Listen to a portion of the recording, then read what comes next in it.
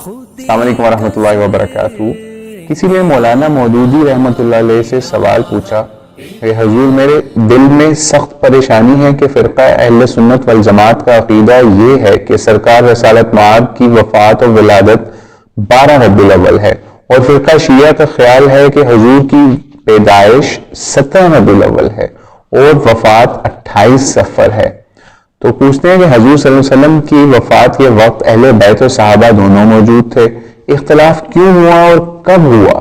صحابہ محمد و آل محمد کے زمانے میں ان کا کیا عمل تھا؟ تب یہ پریشان ہے۔ تو یہ سوال ہے، اس کا جواب ترجمان القرآن مارچ 1977 کے اندر مولانا مودودی کی طرف سے چھاپا گیا، اور اس کو رسائل و مسائل حصہ پنجم سے ہم آپ کے سامنے پیش کریں۔ تو آپ نے جواب فرمایا، وہ ملاحظہ کیجئے۔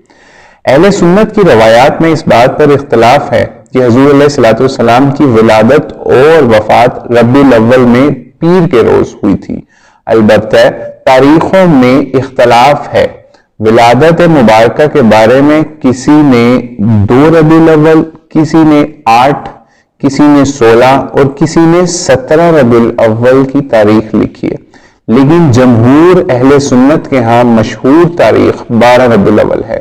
اسی طرح وفات کے بارے میں بھی کسی نے 1 ربیع الاول لکھی، کسی نے 2 ربیع الاول لکھی، کسی نے 10 تاریخ لکھی ہے، لیکن جمہور اہل سنت میں مشہور تاریخ 12 ربیع الاول ہی ہے، یعنی وفات کی تاریخ۔ اہل سنت کی روایات کے مطابق حضور علیہ السلام کی وفات اور ولادت کے بارے میں صحابہ کرام اور اہل بیت کے ہاں نہ کوئی عمل رائج تھا اور نہ کسی قسم کی تقریبات ہوتی تھی۔ اہل تشیع کی مشہور کتاب علامہ کلینی کی اصول کافی میں بھی تاریخ پیدائش و وفات دونوں 12 ربیع الاول ہی درج ہیں، لیکن علماء شیعہ کا اتفاق آج اس پر ہے کہ تاریخ ولادت 17 ربیع الاول اور تاریخ وفات 28 صفر ہے، اور جہاں تک مجھے معلوم ہے ائمہ اہل بیت بھی حضور علیہ الصلوۃ والسلام کی ولادت یا وفات کے دن کوئی تقریب منعقد نہیں کرتے تھے۔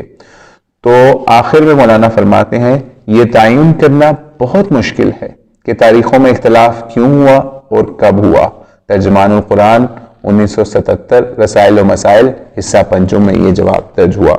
السلام علیکم ورحمۃ اللہ وبرکاتہ۔